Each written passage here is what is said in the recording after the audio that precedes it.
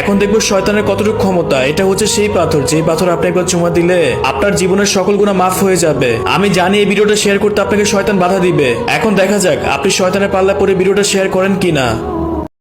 আমার সাথে বলুন, বিসমিল্লাহির রহমানির রহিম। আস্তাগফিরুল্লাহ রাব্বি মিন কুল্লি যামবিন ওয়া আতুবু ইলাইহি লা হাওলা ওয়ালা কুওয়াতা ইল্লা বিল্লাহিল আলিয়্যিল আযীম।